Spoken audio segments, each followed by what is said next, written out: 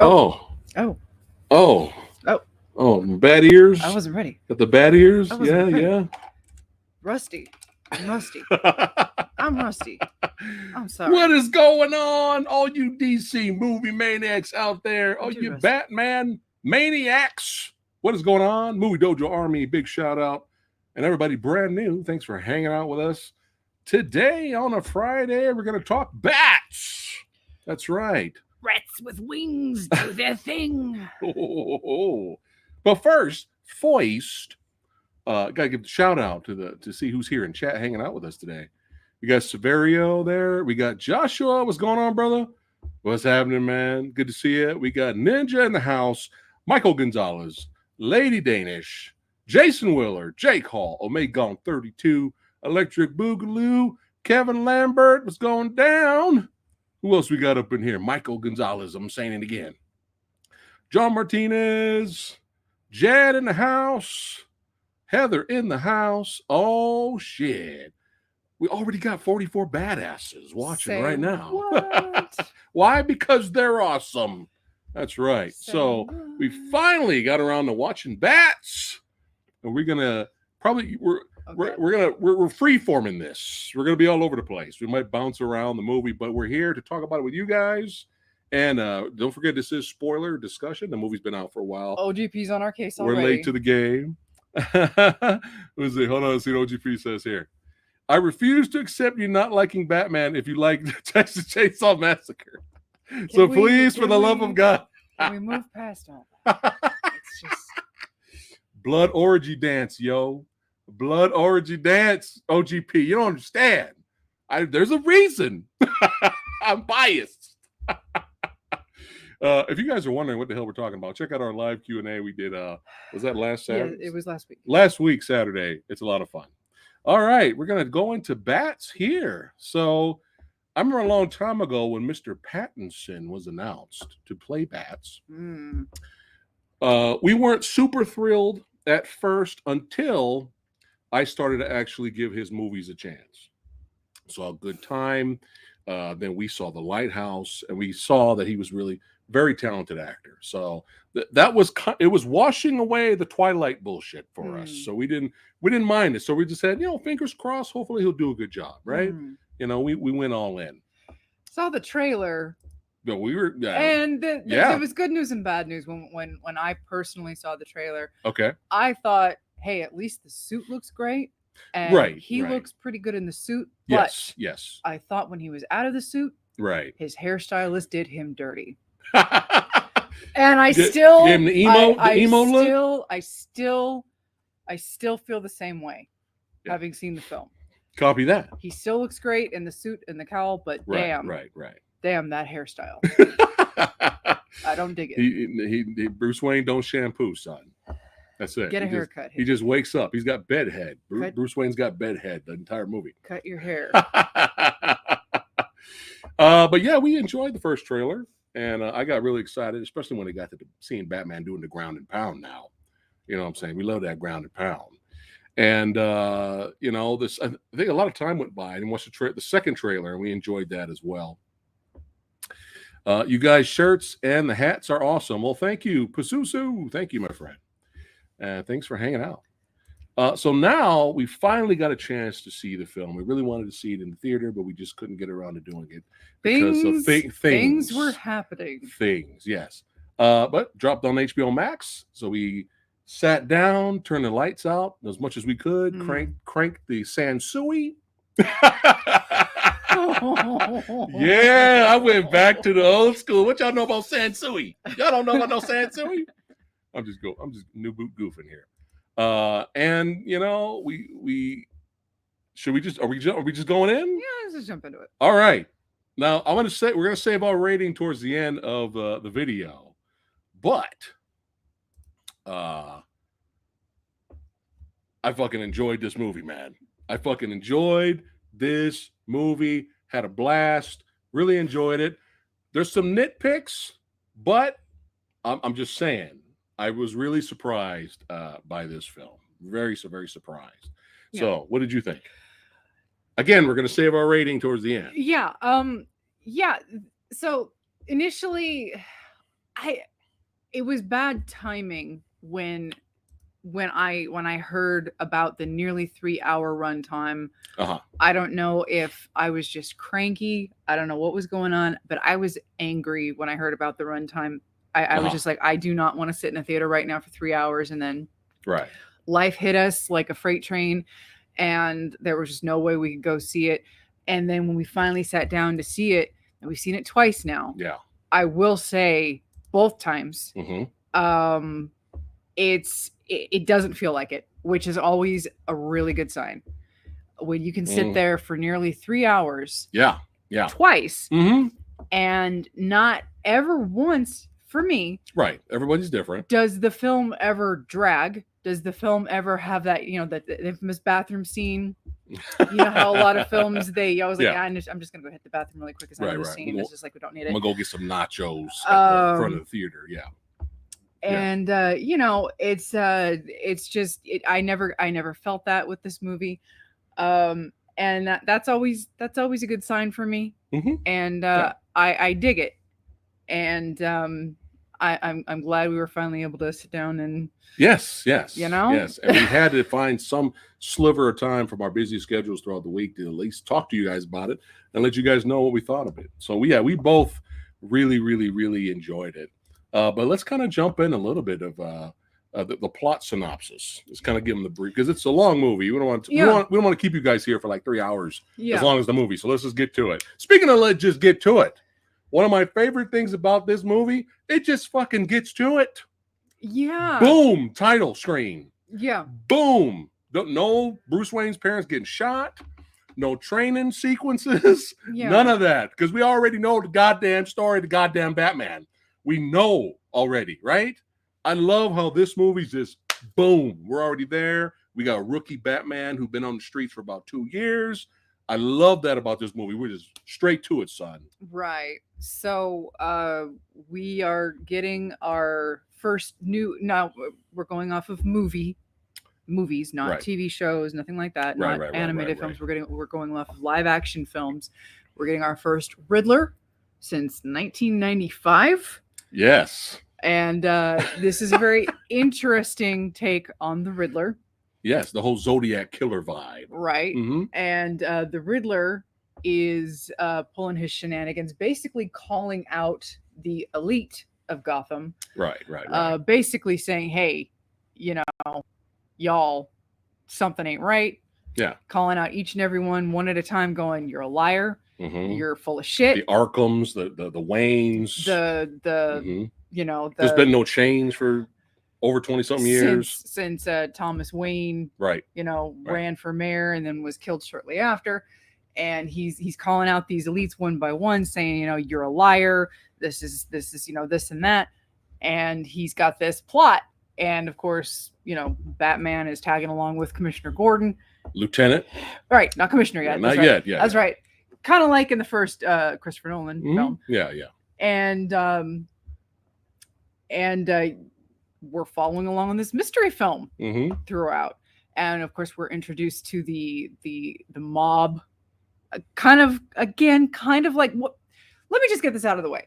One of the things that I was afraid of with this film was because the DCEU has always been wanting to be like the MCU, but afraid to commit to be like the MCU. In that they want to be their own thing, but they want to have the exact same success. Right.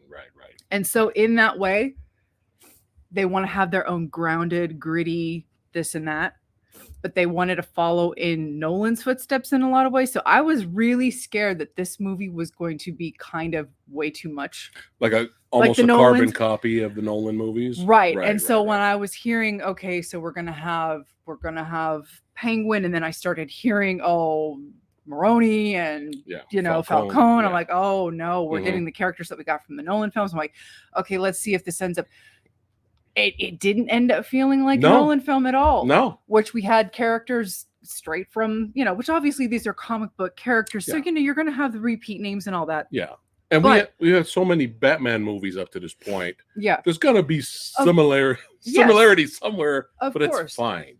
but I was really happy that we had, characters that we just saw from 2005 and 2008 and whatnot, but no, we got a completely different style. Yeah. And I was really happy that we did get its own thing. And I was afraid of that even in the trailer, because again, with Batman, I feel like Warner Brothers and DC, they want to keep Batman protected and they don't want it to get too far out there. Right. And they don't want it to get too far off the ground. Yeah. And so they wanted to be closer to Nolan. And so, I was afraid that it was going to be too much like it. No, it wasn't like it at all. No. And so we're back to the film. We're again, I'm blue sky in here. Blue sky. So we're introduced to the line of characters. We get Catwoman involved, Selena Kyle. Now the casting choice of Kravitz, once she was announced, I didn't have any concerns. I was like, that's a good choice. Like I didn't see it as bad. Like I was like, ooh. I was just like, no, she should be solid.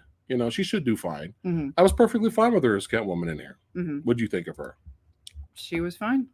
I kind of liked her. I would have to say I liked her better than I think I liked her character a little bit better than Anne Hathaway's. Oh wow, okay, all right. I think only because I feel like her character was a little bit better fleshed out. I've said this before, and I don't know how else to explain it, but I feel like Nolan has a bad track record writing for women. His women tend to be very one note, especially in the Batman universe. Like Rachel Dawes and Talia. Rachel. Like all of his women. The women in if you stop and think about it, they like Talia. What was she? They were kind of just stock. She showed up as this generic female who, I'm this one character with this one face. I sleep with Bruce Wayne, and now I'm Ra's al Ghul's daughter.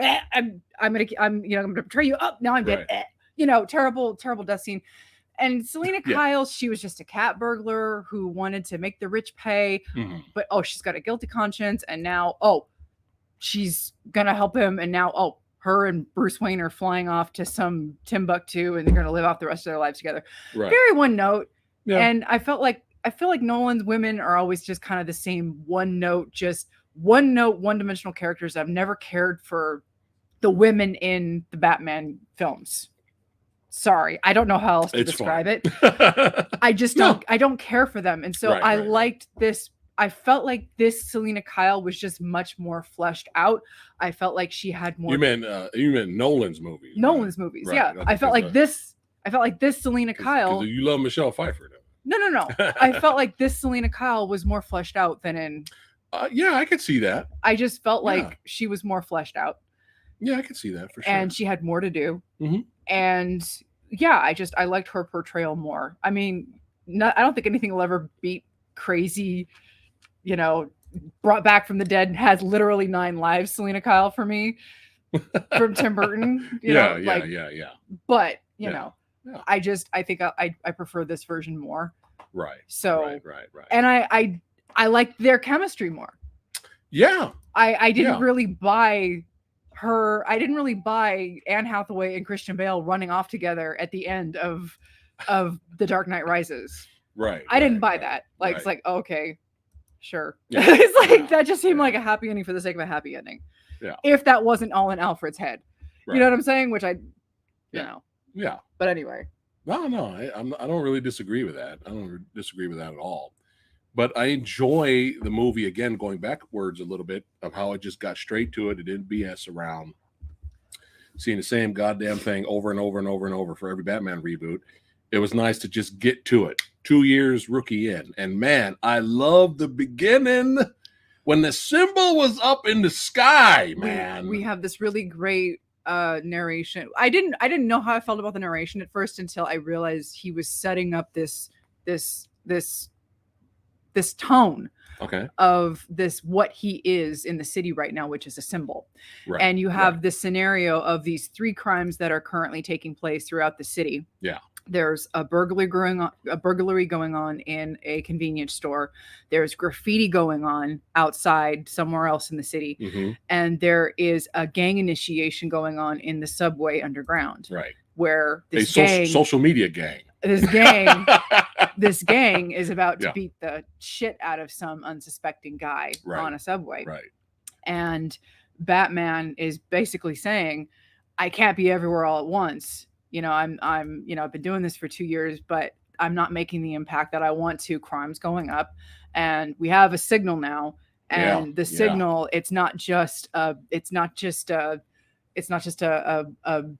call for me. It's a warning. It's a symbol for them, meaning that I could be anywhere. Right. That's right. I am everywhere. Yeah. I'm in the shadows. And so what happens? I am the shadows. Gordon throws out the signal, which basically calls out this warning to the criminals. And so what happens is this really great shot where all of a sudden, at the same time, the guy who's robbing the convenience store runs out. He looks up and sees the signal. He freaks out because he thinks, oh shit, is Batman across the street in the dark. Yeah. He drops the money, gets hit by a car, runs away because he's scared. Yeah. The guy who's tagging the building looks up, freaks out, drops the can and runs away because he thinks he's in the shadows. But where Batman actually is in the subway where the guy's about to get the shit kicked out of him. Yeah. And that also sets up something that comes to fruition later on. And this is a reoccurring theme for Batman throughout the movie, which is Batman, he beats the shit out of the thugs that are about to beat the shit out of the guy, out of the unsuspecting patron of the subway. And afterward, they all run away. Yeah.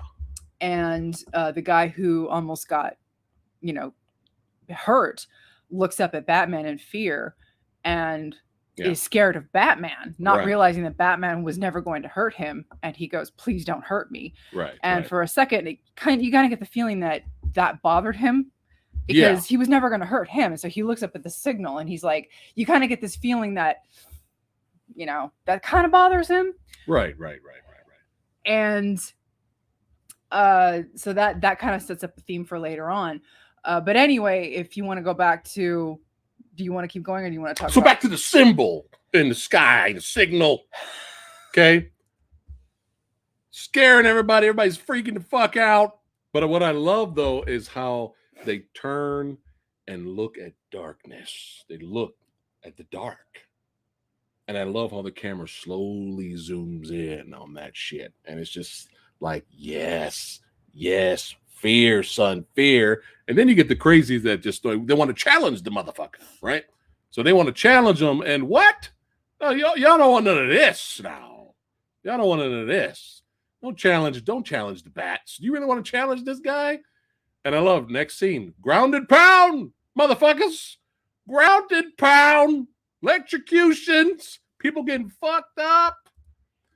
And one of my favorite things about this movie that I love a lot, Batman gets fucked up. I absolutely love that about this movie. If you watch the movie again, almost every single fight he's in, he gets hit several times. And I fucking love that, man. I love that because he's rookie 2-year Batman. He's still the man. He still fucks people up. But I love that. It makes it a little bit more realistic that he gets fucking hit. Baseball bats, everything. Gets shot. Fucking love that kind of stuff, man. I love it. I hear you giggling over there. What's going on? No, it's true. But yeah, love that kind of stuff, man, for sure. Love it. And just going back to you, I do agree that she did a very good job. I really enjoyed her as well. And I'm sure, now that the sequel's been announced, I'm sure she'll be back for sure in the sequel, for sure. But yeah, storyline wise, just to keep things short and sweet, Riddler's doing his shenanigans, man, trying to get revenge on the Elite by using the Batman to do his heavy lifting, kind of like he says in the interrogation scene. You know what I mean? He's like, look at me, I can't do the heavy lifting. My power is up here, my strength's up here. And he kind of used Batman to do his thing. And Batman, being rookie Batman, kind of thought he was doing the right thing, but he accidentally ends up helping the Riddler, kind of failing along the way. Yeah. I love that about the movie. Batman learning, as he goes, failing along the way. And it's speaking about learning as he goes. One of my favorite scenes in this movie is this scene right here. This scene right here is one of my favorite parts of this film because it's just a great, intense scene. But, you know, basically this guy right here, you see, I thought I had a photo of him. You know, again, part of the elite blows up. Batman fails. Batman does not rescue this guy. So a fun part is that is Maggie Gyllenhaal's husband. Oh yeah. So we have two people that got blown up in a Batman film. But anyway, that's hilarious. That's neither here nor there. That's hilarious. So yeah, Batman. He fails. Yeah. This guy blows up, dies, fails. Yeah. And then you know, the police, you know, basically get him. They bring him to the Gotham precinct, and they're getting ready to unmask him, and he wakes up, and it's just chaos. And the cops are like, from the beginning, the cops are like, Lieutenant, what are you doing bringing this vigilante in here? You know, and at first, me and you kind of didn't know how to feel. We didn't know how we felt about it. Just Batman just walking around like in front of the cops, you know, like it was like usually if commissioner's gonna do something like that, you know, wait till everybody leaves, open a window or some shit. Batman come in, then they work together. We're used to seasoned Batman literally showing up out of nowhere, disappearing out of nowhere. Which he starts to do that later. Right. But because at first it doesn't work. This is year 2 Batman. Yeah. But we start to see later on where he does that. Yes. But yeah, look at this. It doesn't work. It just doesn't work out. And I love the relationship between Gordon and Batman in this movie, man. I love them doing their investigations. I love the relationship. But with this scene, when the shit hits the fan, with this, I love how Gordon gets up in Batman's face and points at him. He's like, this is not how we do things. Mm-hmm. And you see Batman's like, you too. Yeah, he says, you too. Like, are you corrupt? Yeah. This is fantastic shit right here, man. Mm-hmm. This is fantastic storytelling, character building between these two, you know, which reminds me, I had a picture of the guy. You know what? Maybe I can find it right here. You know what? Fuck it. Help me out, guys. This scene right now just remind me something. And if I don't say it now, I'm going to forget. This doesn't ruin the movie, but please help me and let us know in the comments. Okay? Please. If we missed something. What the fuck happened to the chief of police? It was the chief detective, I think. What happened to the chief? Yeah, the chief detective with the high voice. Yeah, really high voice. Yeah. Get this vigilante out of here. We suspect that there was a deleted scene. Maybe he died. Maybe because there's more footage. But yeah.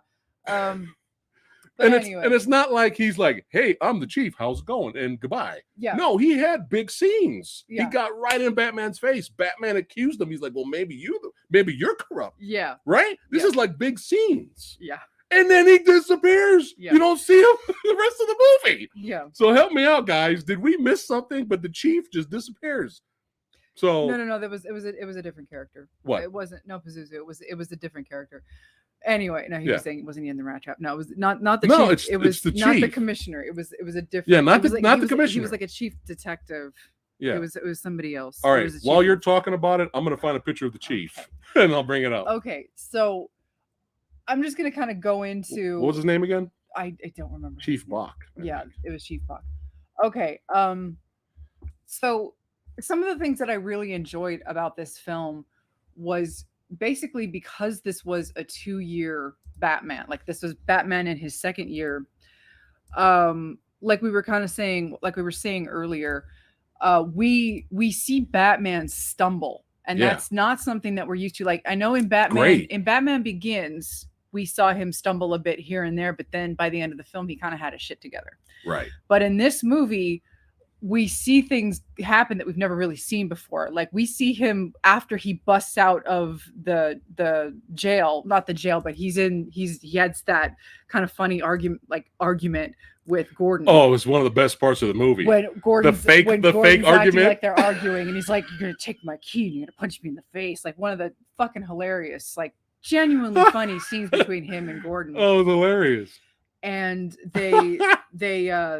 he punches him and he runs out, and all the cops are chasing him up to the roof of this huge, several story building. Batman runs up, or well, he grapples up to the top of the building. Cops are shooting at him, and he gets to the top. We actually see Batman have a moment where he like does this whoa, like he freaks out for a second, going, "Oh shit, I'm like really high up." Yeah. When have you ever seen Batman do that in a film? Yeah. And he has to do the thing where his suit transforms and it turns into a squirrel suit. Yeah. And he's flying through the air in the squirrel suit. Yeah. And he gets the parachute behind him, and he's actually doing it for a moment, and then he deploys the parachute, and the parachute's slowing him down in his descent. Yeah. And the parachute, after it deploys, he's doing well, and then gets hooked on an underpass, and he fucking falters. Yeah. And he gets thrown onto the street. Yeah. And we see bits like that throughout the film, even in fights. Yeah, we've hit the era where superheroes get fucked up still. Yeah. But we see it continually throughout the film. He gets shot. He gets dragged with his cape. He gets tagged every fight. He gets tagged like at least 3 times. It's great. I'm still trying to decide if when he shows up in the Batmobile just before the Penguin chase, if his car stalls. She thinks the car stalls, but no. I can't tell if it stalled or not. Like, I kind of think it does, but I don't know. I think it would have been hilarious if it did, but I don't know. The most awesome reveal ever, in Batmobile reveal ever. Hold on. Like that right here. Boom. Yeah. And then right after that. It was hard to tell. But anyway, I think he just went I thought it stalled, which I thought would have added to the cherry on top that this is year 2 Batman. Right. Yeah. But yeah, did you want to show the picture? All right, I got the picture. Here's the guy. This is the guy. He had 2 altercations with Batman. And then he disappeared from the movie. So this is the guy right here, guys. Help us out. This guy, Chief Bach. Yeah, and he literally, like right after the altercation, where he gives Gordon a chance to talk to him. And it wouldn't have been so distracting. He disappears. If he hadn't gotten in Batman's face. If he didn't have those big scenes. Yeah, it wouldn't have been like so much of it. Because the first time we watched the movie, we noticed it. Yeah, and we're like, where's the chief guy? We were like, okay, did we miss a scene? Did he? And it wouldn't have been such a distracting thing. Yeah, but again, this movie was so entertaining and so engrossing. Yeah, like this is a minor nitpick. If they release a 3.5-hour cut, I would not give a shit, and I would watch it at this point. I would watch a 3.5-hour cut of this film. I was so entertained by it. Yeah, but that was kind of a big deal because he was like giving Gordon shit. He was talking shit to Gordon. He's like, you better handle this, or we're gonna wait out here while you handle this shit. And then he disappears from the movie. Yeah. So I think we're the only ones in the history of YouTube who did movie reviews for this movie has brought this up. I don't think anyone else has brought this up or reviewed this movie. So props to us. No, it was just something that we noticed. Yeah, we're like, what happened to the Wheezy guy? Of all the characters that they made such a clear point to make him go like face to face. Hey, right. Maybe you're in on it, and then he disappeared. If they hadn't made a point to make it so contentious between the two, we would never have noticed it. Yeah, we never would have noticed it. But like I said, this is a minor what happened to that guy. That's why we needed your help. That's why we brought it up. So something else that I found very interesting with this being year 2 Batman was the relationship that he had with Alfred. Yes. So this was something that you weren't too fond of. At first, yes, because I like the casting of Andy Serkis. I think he did a really good job as Alfred. I enjoyed him as Alfred. It was like perfect casting to see him kind of scaled back for Andy Serkis. Scaled back. Never seen him this low key before. Yeah, it was a really great casting, and I thought he did a great job. And this was my real, as much as I love the film, this was kind of my concern. Didn't ruin the movie for me at all, but I was just kind of like, I don't know about it, and I very much preferred Pattinson in the suit. I enjoyed him as Batman. I really, really liked him as Batman. But as Bruce Wayne in the public Bruce Wayne, he was still dark and brooding, even to the point where he even walked up straight to Falcone and was like interrogating him. I'm like, what the fuck are you doing, Bruce? So throughout the movie, and especially the way he was kind of treating Alfred, I was like, dude, he's kind of being a dick. to Alfred. Alfred's trying to help him out, give him his cufflinks, do this and do this.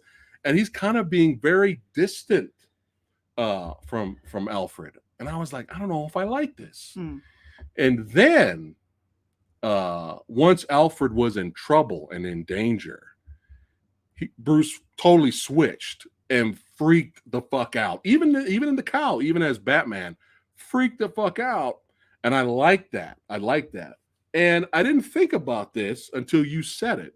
So I was talking to her about that. I was like, man, I don't know about him as Bruce Wayne. Why is he dark and brooding in public? He could be dark and brooding Bruce Wayne when he's with Alfred, when he's at home. But when he's in public, I'm not expecting no Babu Freak shit. I'm not expecting the only Babu Freak reference right here, Bruce Wayne to be in public and be like, hey! I'm not expecting that. But it was just kind of like, what are you doing? What are you doing? And then she brought up a really good point. And I was just like, I didn't even think about it this way. Go. Well, so my running theory, and this kind of coincides with what my initial problem with what the ending of the film did, was my kind of thoughts on the film was that because this is second year Batman, they were hitting home. There's a scene towards the beginning of the film where we first meet Alfred, and he comes down and he's talking about how people are coming to the Wayne Tower, and Bruce gets really pissed off, and he's like, what do you mean they're coming here? And Alfred's like, well, they're coming here because you wouldn't come to them. We're going to lose everything if you don't deal with this. And Bruce is like, well, I don't care about all that. I have other things to do. And Alfred's telling them, well, this is your family legacy. You're just going to let it all go. And basically, Bruce is at that stage in his life where he's so obsessed with Batman, he doesn't care about everything else. He's not Bruce Wayne right now. Boom. He's so entrenched in the Batman identity. Bam. That he just doesn't care about anything. Pow. So essentially, he's not really Bruce Wayne anymore. He hasn't cultivated the Bruce Wayne persona yet. And so, and you see that throughout the film. And that's why what happened in the subway underneath bothered him. And throughout the film, you see these moments where when he goes to the funeral of I think it's the mayor, when he meets Falcone for the first time, like when he's dark and brooding, and Falcone's oh hey, the one guy who's more reclusive than I am, and he's talking to he's talking to Oz, and because he thinks Selina's with him, and when the Riddler sends the car through the church and all that, and you have that scene with where Sarsgaard gets blown up essentially, and that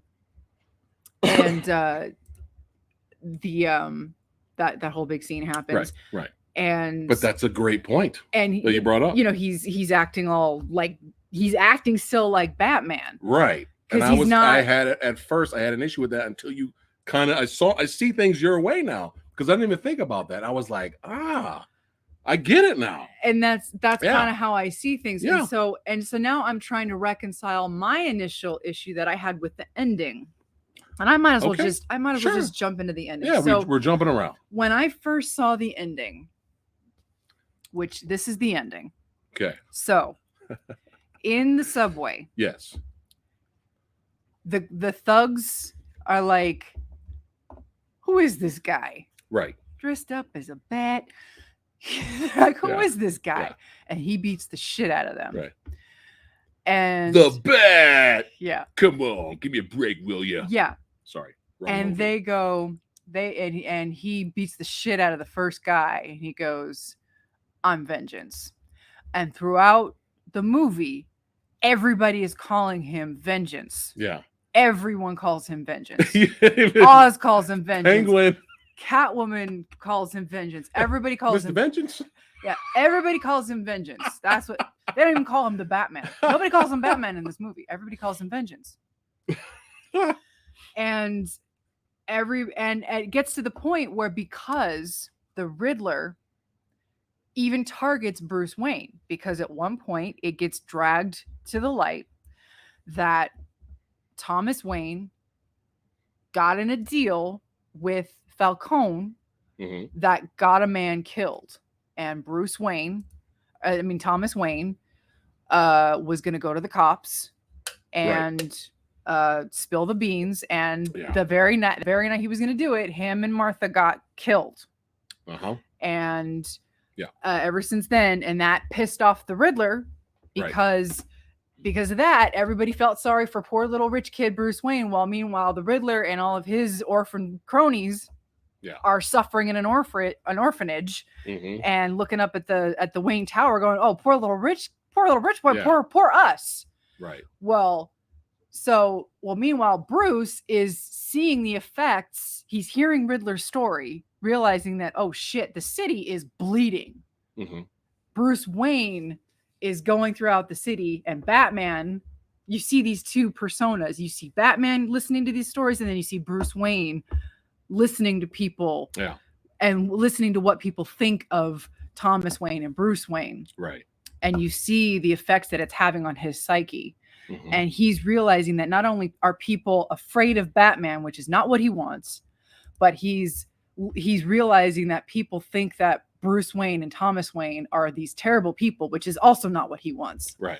And so by the end of the film, he realizes that he does not want Batman to be this symbol of fear to the people. Right. The people of Gotham that he wants to help. Right. Not the good people, not the bad people. He doesn't give a shit about the bad people. It's the good people.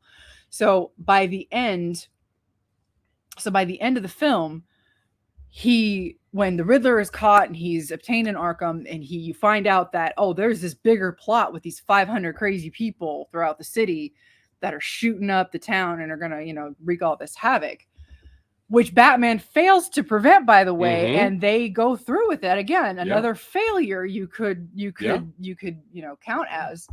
Batman fails to prevent it, and even Riddler said, "Oh, you're not as smart as I thought you were." Yeah, there's a couple of times that Batman missteps. The errata, that was wrong. Yeah, he mistook it. He mistook the clue. It was wrong. It was a wrong clue. Yeah. And when he's trying to stop the shootings and all of that, he beats the shit out of this one guy after taking a full shotgun blast to the chest. And Which was great. He beats the shit out of this thug, and Commissioner Gordon, after juicing up, he had a bat juice up. Right. Lieutenant Gordon has to pull him off of him before he kills him. Right. And they peel the mask off of him. And Gordon asks, "So who the hell are you?" And the guy smiles and says, "I'm Vengeance."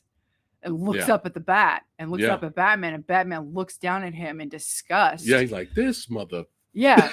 And makes this conscious decision, looks down at all these people that are in dire trouble.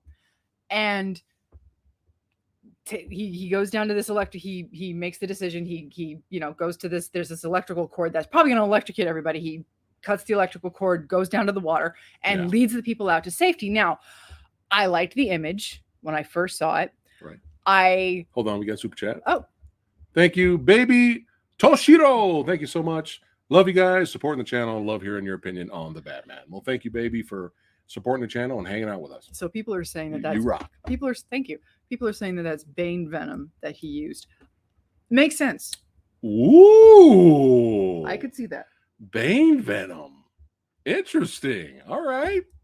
Okay. Interesting. So okay, he leads the people out, and then the next thing you see, he's literally Superman in the daylight, dragging people out of the rubble. Right. And at first, I didn't know what to make of that. It was literally Batman with an identity crisis, dragging people out of the rubble. He's putting this woman onto a stretcher, and she's terrified, and she grabs onto him as if somebody would with Superman. Like, this is something off of the pages of a Superman comic.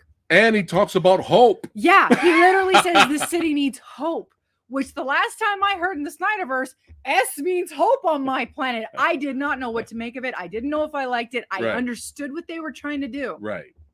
Now, this is my new working theory, and I'm trying to wrap my head around it. Wrap it. This is what I'm trying to wrap my head around. Okay. This is the birth of Bruce Wayne.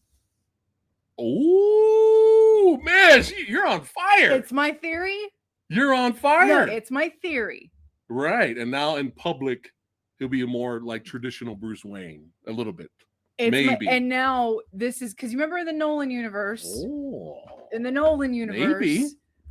we had people that, in the Nolan universe, we had citizens who liked Batman and didn't like Batman. Right. Now the people are probably gonna get it now. Right. They're not gonna be so, because in this universe, clearly people were terrified of him.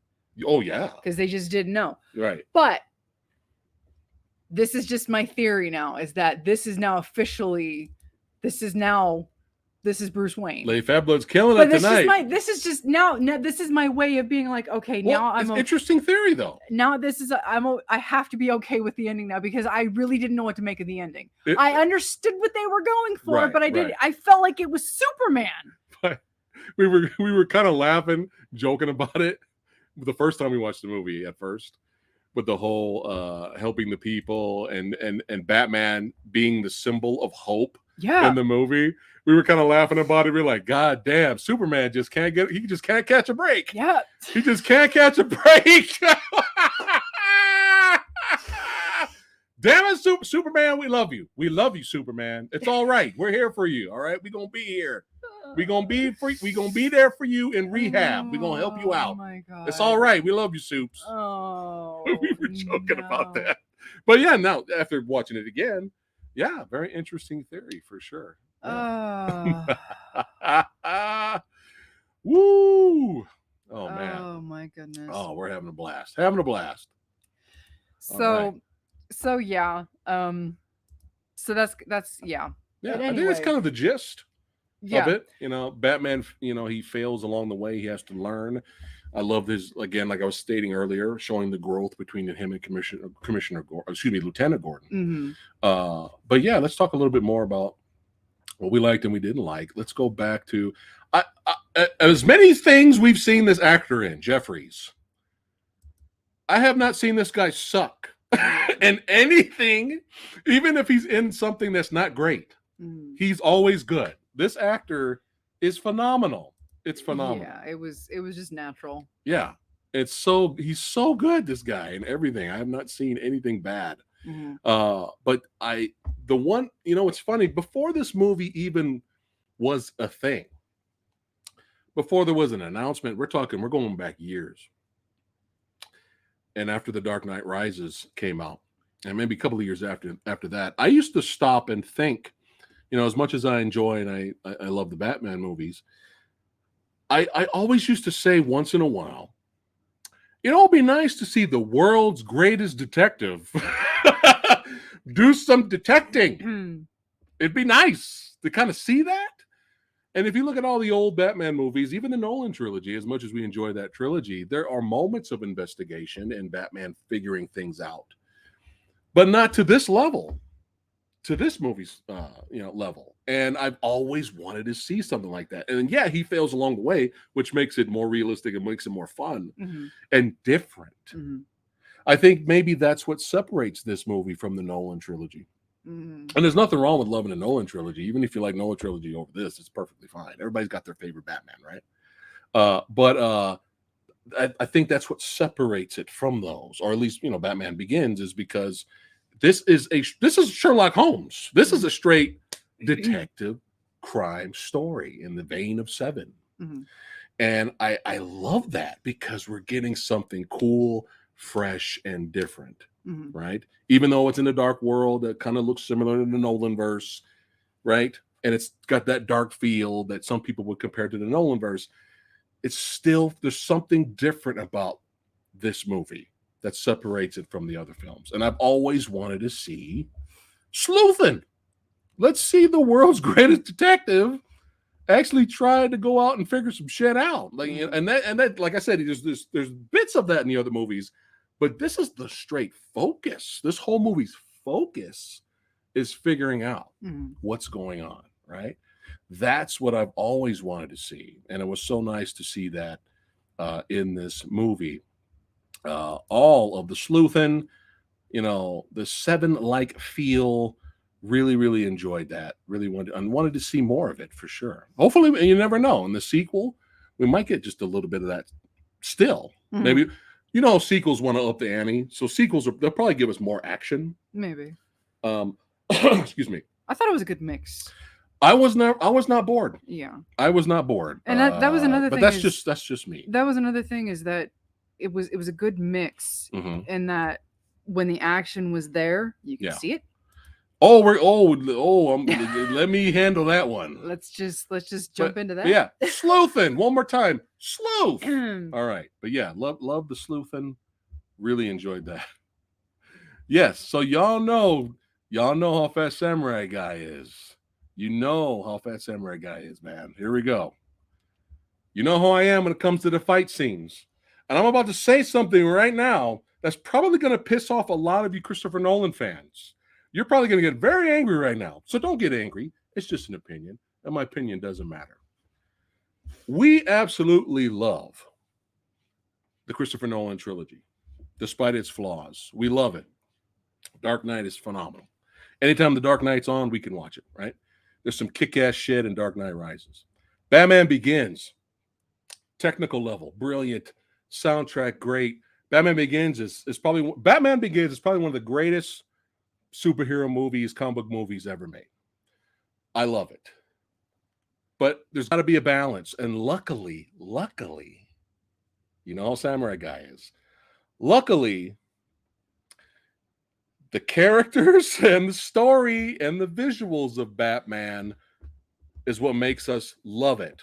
Kind of similar to the Bourne movies, the second movie and the third film in this series. Okay? Characters are great. Story is great. We'll give the fight scenes a pass. And what I'm talking about is how the fight scenes are filmed and how they're edited. And let's be honest, as much as we love Batman Begins, the fight scenes look like fucking shit. I'm sorry. They look like shit. Remember what I talked about the other day? Hambone from a live Q&A, just flailing, right? If you want to enjoy Batman flailing and Batman Begins and you can't see shit, well, that's what happens in Batman Begins. But like I said, story's great, characters are great, everything else balances out, so we love that movie, you know. But the way, and it's interesting because if you compare how Christopher Nolan filmed the fight scenes and how those fight scenes are edited from Batman Begins all the way to Dark Knight Rises, you slowly see Christopher Nolan improving on how to film fight scenes. So by the time it got to Dark Knight Rises, he kind of got it, right? But let's be honest here. So I'm going to say this, with this movie right here, so far, this movie has, for a solo Batman movie, this movie has the best combat scenes. It has the best combat scenes. They are filmed. You can fucking see everything. They're not edited to shit. There's no fucking ham bone flailing. Okay? You can fucking see everything. There are moments. I'm going to give you an example right here. I'm going to give you an example if I can find it. Hold on. Come on, goddammit. Where is it? There we go. I got it. I'm almost there. But yeah, action sequences when they're there. And then when the action happens, it feels important. Mm-hmm. It's like a great balance with this movie. But yeah, phenomenal stuff. Batman taking down dudes here. We were blasting on them. Just really entertaining stuff. But like I said, you can fucking see the fighting. Now look at this example right here. This is just a GIF. This is just a blurry GIF. Look at this example right here. 1, 2, 3, 4. Look at that. 4 movements in one shot. No camera turned away. There wasn't an edit for every single strike. Mm-hmm. There wasn't flailing ham bone. And there's more. I think there's actually more because when you see that fight in its entirety, there are more movements within the same shot, the same take. And I'm not talking about BVS warehouse fight. You know how much I love that. I'm talking about in terms of Batman solo movies.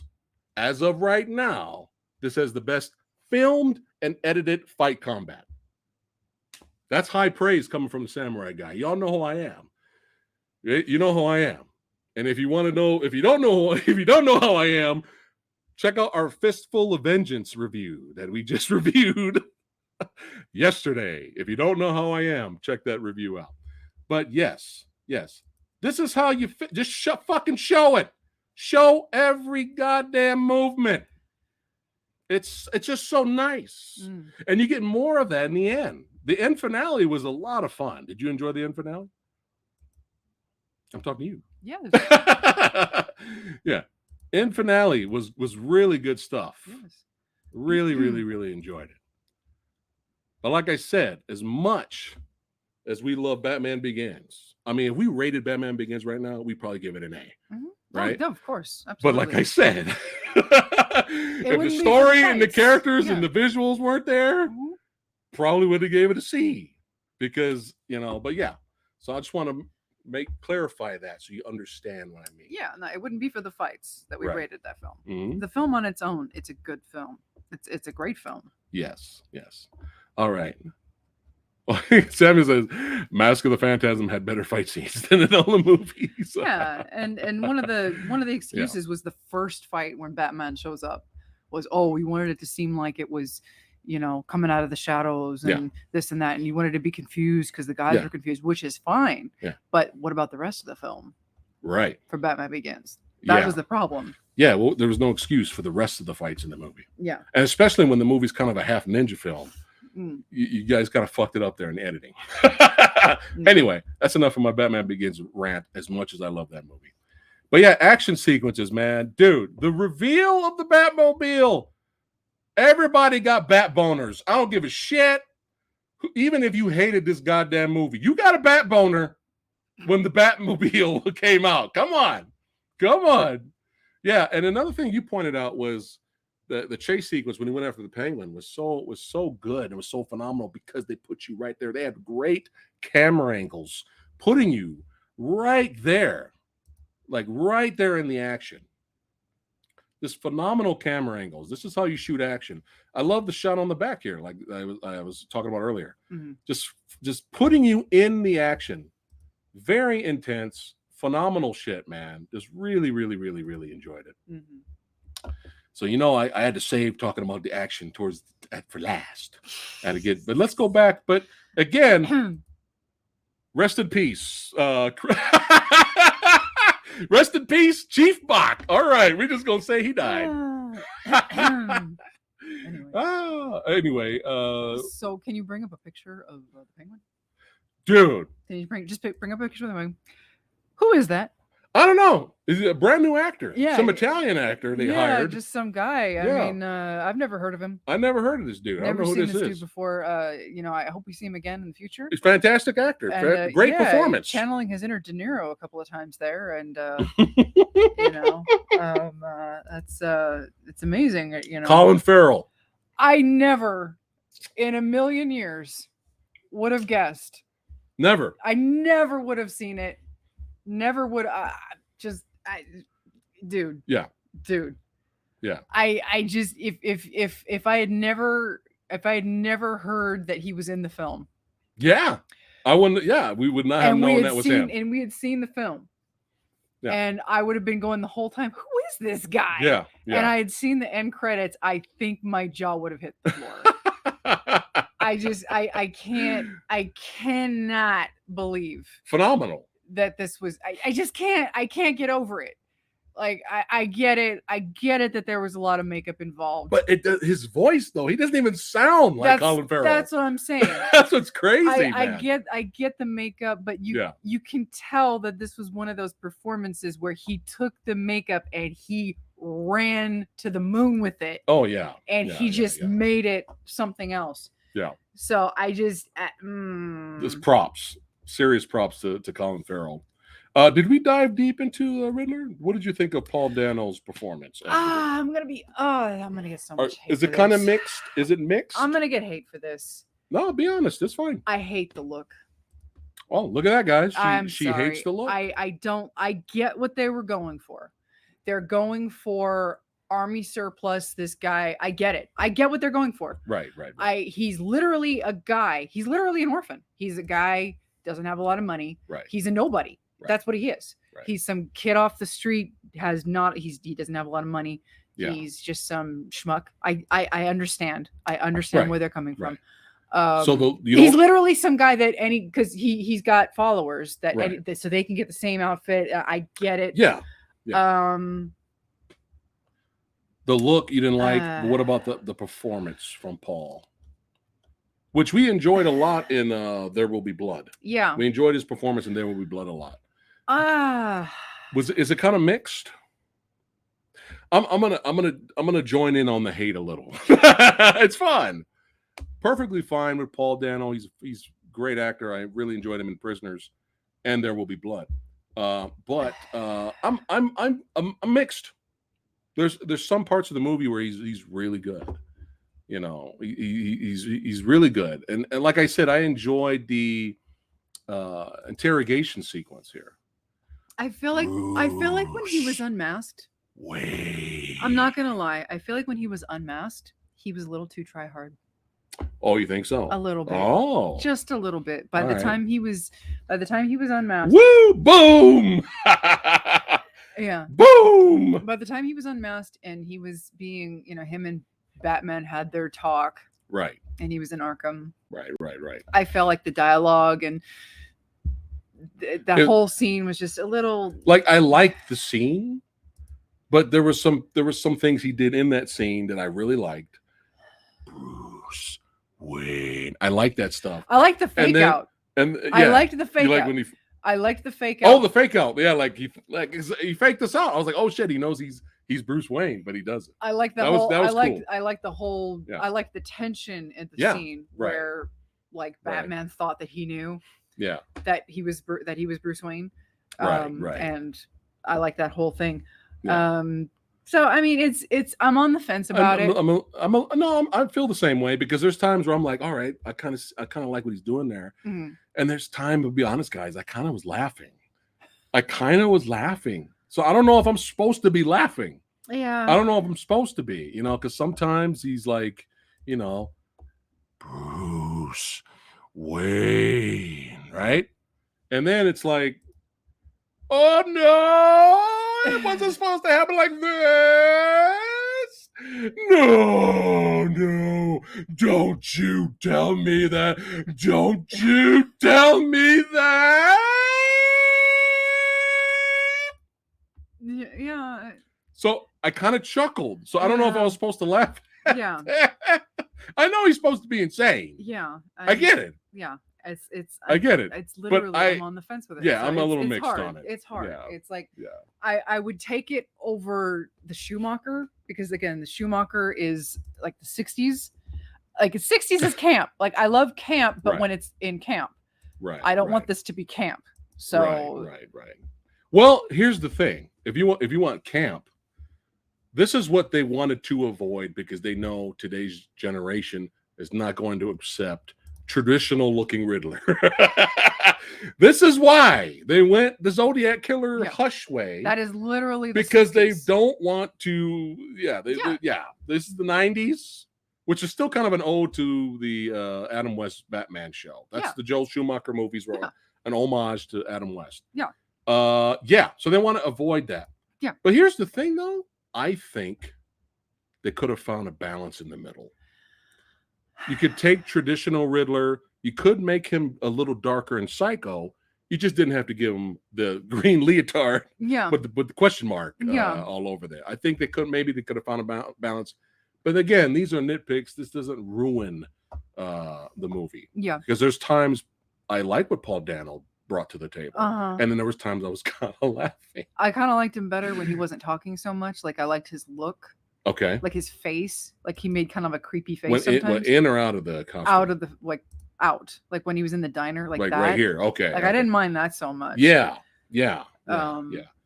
So again, some things worked. Some things kind of made me laugh. Yeah. But not pain, not cringe. Like it didn't ruin the movie. So. Yeah. I got what they were going for. So you know what? Thanks for reminding me, Simon. Oh, hold on a second, Simon. I'm trying to bring you up. Thanks, Simon, for the super chat. Opinions on the Joker deleted scene, his messed up look. Oh boy. So her introduction. Now I've got a very unpopular opinion. Her introduction to this actor. She has not seen this actor in other things. Very tainted. Hold on. Let me set it up. Her introduction to this actor, Barry Keoghan or Keegan, something like that, was Eternals. No, actually, no. No? It was the Green Knight. Oh, the Green Knight. Oh, damn. Strike one. Strike one. Strike one. Second introduction to this actor was the Eternals. Strike two. Again, these are not good representations of this actor. So I already hate him. So when I told her, I was like, hey, I guess this is the lead scene going around with him casted as the Joker, maybe, probably, most likely. You weren't thrilled about it. But actors have surprised us in the past, right? Yeah. Like Heath Ledger. Now, here's my thing. I personally, go ahead. I'm glad they took the deleted scene out. I didn't like it. Okay. And here's why I didn't like it. Okay, let's hear it. I didn't like it because I felt like it was too much like the Joker knew everything too conveniently. And he was spoon feeding Batman everything. We had a Hannibal Lecter type thing. Which I just didn't like that. Right. I felt like if the Batman is a detective, he needs to be a detective. He doesn't need to be going to the Joker to be getting all these answers. Right. And I think the Joker would have more fun fucking with the Batman. Right. Why would the Joker be giving him all these answers? Right. The Joker would want to have fun with him. Right. Like, yeah, the Joker has this kind of rapport with the Batman sometimes. Right. But why would he be just giving him all these answers like that? And I didn't like how he just knew everything. It's like, yeah, the Joker is smart. Right. He is smart, but it was just too convenient how he knew everything. The only positive thing about that actor being casted, and it may not have been him, I guess you could say, I actually like the fucked up makeup look of the Joker. I'm probably in the minority. I'm probably in the minority there. But that's the only thing I took away from that scene is I love how he's really scarred and really fucked up. I like that because it's different. Oh, he was in Dunkirk. Oh. So I forgot he was in Dunkirk. All right. Anyway. All right. Negative. Anyway. I'll take away a point. I like the fucked up look because it's different. I don't want to see another guy in traditional Joker makeup. Let's see something different, right? So I actually, that's all I have to say about that. Is hopefully they keep that look if they bring him in the sequel. So Simon, thank you for the super chat. This one's for you, Fat Samurai. Hold on. Oh, memory.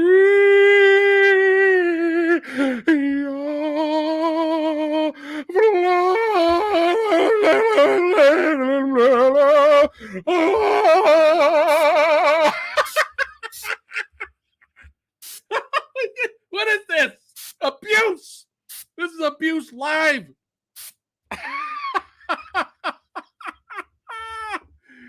Woo! Oh, this is hilarious. Hold on, we got MK here. What's up, brother? Thanks again. Most brutal movie, Batman's H2H, most to least. What is that? What? I don't know. Most brutal movie, Batman's H2H, from most to least. Is he talking about like all the Batman movies, like the most brutal? I don't know. Well, if you missed it, MK, I said it earlier that this had the most fight scenes for a single solo Batman movie. Let's see here. All right, let's keep it rocking and rolling. I'm having a blast with you guys tonight. Was there anything else we missed about talking before we rate this thing? Batman always showing up back in the club, throughout the movie. People complained about that. Why is Batman going to the club all the time? Well, y'all forgot, man. Y'all, Batman liked the club. You know what I'm saying? Y'all be forgetting this stuff. Batman got moves. He got the moves. Are you saying hand to hand? Oh, hand to hand? I still say this one. Because as much as I enjoy the fight with Bane, when Bane whooped Batman's ass and fucked him up, if you go back, that fight is slow. Very slow. It's brutal, which I still love the fight. It's one of the best fights in that movie. But then look at the very end. Like you see how what I was saying earlier, how Christopher Nolan's like learning as he goes. Because look at how slow the fight was right earlier, and then look at the fight with Bane and Batman at the end.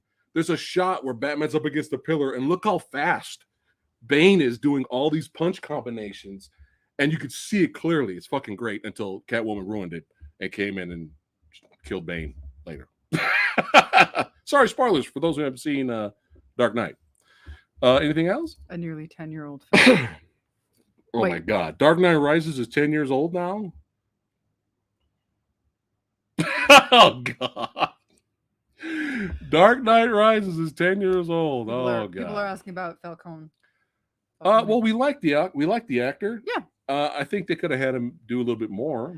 I mean, he was an interesting part. So they did a little spinneroonie. I don't know if this is in any part of the comics or if this is their own thing. He is Selena Kyle's father, right? In this one, which was an interesting twist. That's why she wants that revenge. Yeah. She's a horrible shot with the gun, though. Terrible shot. But yeah.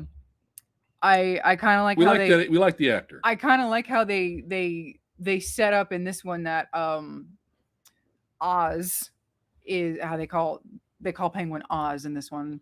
How he's kind of like a lackey, right? But you find out that Falcone is kind of like the head honcho. You find out that basically Maroni was the head honcho, and Falcone basically bought everybody out. Like, right. He basically bought everybody and got Maroni out of the way, and he owns the city essentially. And so Falcone's running everything. And that's why Oz is under him. And when they finally when Falcone gets his by the end of the film, by the end-ish of the film, Oz, yeah, man, you basically see the beginning of the Penguin kind of Kingpin taking his. Yeah, let's go. So we'll get to see his little gangster Penguin. It's fun. So let's do it. That's interesting. Yeah. Well, anything else? I think we kind of went over everything. Oh, the soundtrack is phenomenal. Oh shit. We love Michael's the GOAT right now. I don't know if you guys noticed. Michael's the GOAT. All right. Hans Zimmer might want to be careful because Michael's like the GOAT right now. Soundtrack for this movie is great. Obviously, you'll probably buy it. Let us know next time we do a live Q&A or whatever, or hit me up. When we saw the finale of the movie towards the end, and Batman's fighting all the bad guys and stuff at the end, and we have the finale, was Michael on purpose homaging other composers' work? Because listen to it again. There are moments in that finale that sound like Danny Elfman. They sound like Tim Burton. And there's one moment where the music was like, da, da, and da, da, like, and I was sitting over here going, Batman. I don't know. It could be just me. But watch that finale, the score. I'm hearing bits and pieces. It's like, that kind of sounds like Tim Burton era Batman. I don't know. I was having fun with it though, but I might be on to something. So some people are wanting to know. Some people are asking about what if Freeze, like if we want to see Freeze. I personally think Freeze needs redemption in a live action. Come on, Arnold Schwarzenegger nailed it. A Freeze is coming. I think Freeze in hell, Batman. Really, honestly, I would love it. I would love it. But I've wanted to see. I think he's deserved it. It's just been unfair that the only live action we've ever had, like on the big screen, has been that goddamn Abomination, that trash, that fucking trash. Just watch Heart of Ice, the episode on the Batman animated series. It's the only Mr. Freeze you need to watch. Just watch that episode called Heart of Ice. I would love to do it, but the problem is I think Hollywood's going to avoid it. I think DC is going to avoid it because they want to keep everything, especially with today's generation. They want to keep everything grounded, right? Everything realistic, dark, grounded. How are you going to have this guy in this universe walking around with a freeze gun, right? We don't give a shit. We don't care. We want to see Mr. Freeze done right. But you got to think how the execs think, right? Like they're probably going to stay away. So if anything, who do you think will be the villain? I mean, you got Two-Face. It's going to be the Joker, probably. will be in the second. I mean, movie. Judging by the look that they've already kind of, I want Mr. Freeze. Well, I mean, judging by the look that they've already kind of given the Joker, why not? The Joker's. He can look fucked up. Heath Ledger looked fucked up. Yeah, but this Joker that they've Heath Ledger, the look that they've given the Joker is more extreme than Heath Ledger. It's not the look; it's the ability. But the tech, Joker's gonna have a freeze gun and freeze people. Look at the tech that they've given Batman. He's got recording contact lenses. Ice to see you. Hey, I'm all for it. I say do it.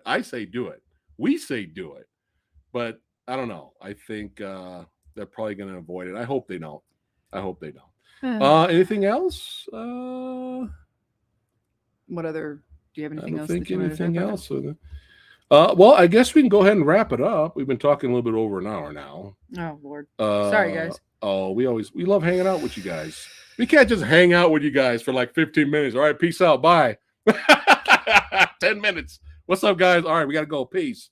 We can't just do that. We got to hang out. But yeah, I'm definitely looking forward to the next movie. We have a dono. Oh, thank you, Bo. Thank you so much for the super chat. Hate how they changed Riddler at the end for no reason, much like with Thanos. Everything he did was for a purpose and to stop crime in his eyes until the finale. What was the purpose for flooding Gotham?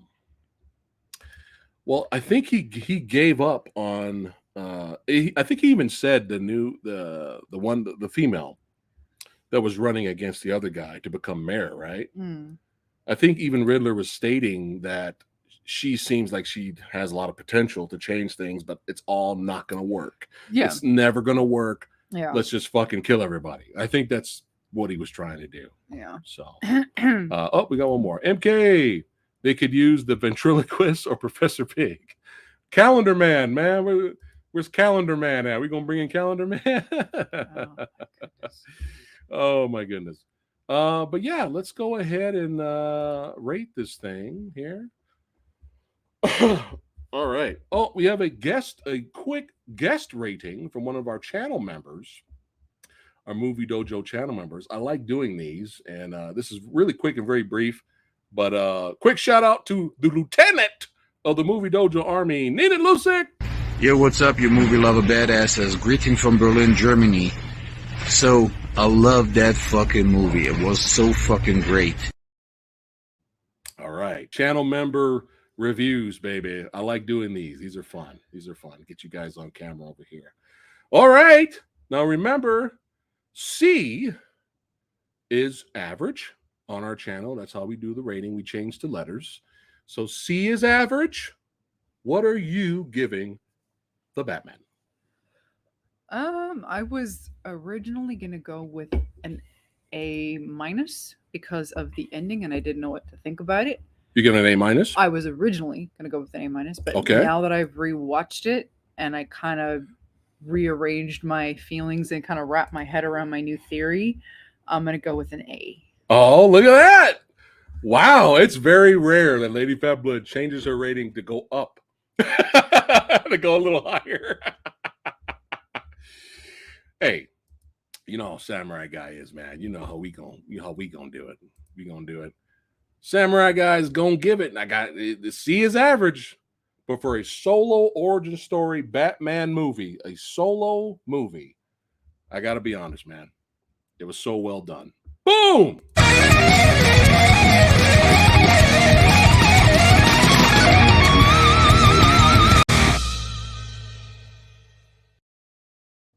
Gotta give it an A. Gotta get an A-, man. A- is fine. I rated higher than you. I know. See, look at that. That's very rare. That's very rare. Yeah. Hey, A- is not too shabby. But yeah, loved it. Highly recommend it. It's not perfect, but hey, for a solo Batman movie origin story, it brought something different. The fight scenes were filmed great and edited great. It was great performances. Some were mixed. But other than that, overall, very well done. And hopefully the sequel is even better. I know what you guys are wondering. And before we leave you, before we leave it and wrap it up for today, I know you guys. I know the question you guys really want to know is: out of all the Batman movies, is this movie better than Batman the movie? I know that's the question everyone's asking. Well, here's my answer. Okay. This movie does not have that scene, so no. Oh, I love it. I love it. Hey, bunch of knuckleheads. We got crack jokes. Hope you guys laughed at that. And before we leave you, don't forget, keep an eye out for Chris Bach in the Chief Bach in the sequel. Poor Chief You're gonna Bach. have to create a wanted poster. For I feel sorry for the actor, man. He's probably like, yeah, I'm in the new Batman movie. I even got a scene calling Batman out. And then he went to the movie and was like, I guess they ran out of room and they couldn't keep me in the rest of the film. It's all right. It's all right, Chief Bach. We got you back. All right, guys. We love you guys. We're gonna try to see the Northman tomorrow. We're gonna try. Hopefully we do. If we do, we're gonna review it for you guys. Channel members and patrons get it first. And then the rest of you badasses will eventually see it on the channel. Thanks again. If you're new here, don't forget to like, share, and subscribe. You guys are awesome. Keep watching movies. Keep enjoying life. And we see you guys on the next one. Take care. We are vengeance. We are vengeance.